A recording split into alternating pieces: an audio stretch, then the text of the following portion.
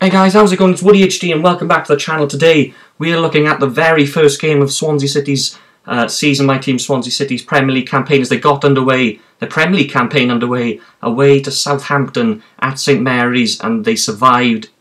They got a point just. That is a pretty good sense to say. They survived with the skin of their teeth. A game dominated by Southampton from start to finish pretty much, with only one or two sights at goal in this game for the Swans.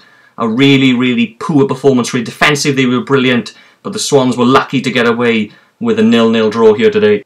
There was just no attacking threat in this team. Southampton, pretty much as I said, dominated from start to finish.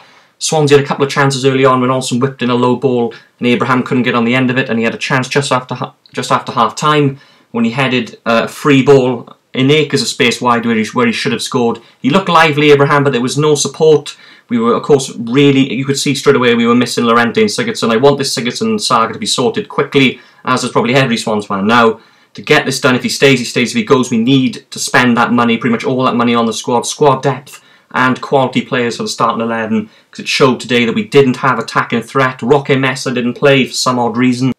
Leon Britton started ahead of him, although Leon Britton's a very good player and has been for years for Swans when he's called upon. Mesa should have started, or at least had a part to play in this game. Of course, they brought Fulton on in the second half, which they shouldn't have. They should have put Mesa on, and they took Abraham off and brought Bartley on. Of course, Swans fans weren't happy with that, but I can understand that, you know, Clement saying that we were under so much pressure, we needed defensive reinforcements, which is fine, but there was just no attacking threat. We were limited to very few opportunities. Narsing didn't start either. Routledge started. Narsing, I think, should have been given a chance today on the first game of the season. Defensively, you know, we defended brilliantly. Fabianski made some brilliant saves. Lashida had a late header tipped over the bar. Gabbiadini had a header off the post, off the crossbar rather, early on. He made some fantastic saves. Fabianski, as he's done a lot in the past. Defensively, we were very good, it has to be said.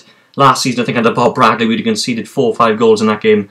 Good signs defensively, not good signs going forward and passing. We just couldn't get going. They started in a diamond formation, but it was just too easy for Saints to get the ball back. It was just too easy to go forward. Abraham was left all alone up front, isolated. And there was just no supply to him, really. No attacking flair in the team. Of course, that centre attacking midfield position looks really bad now without Sigurdsson. It shows how much desperately we needed him and Llorente as well last season. But if Llorente comes back, will they drop Abraham? That's an interesting theory. Or will they play the both of them? I'd love to see the both of them play 1 or 2 games to see what that's like.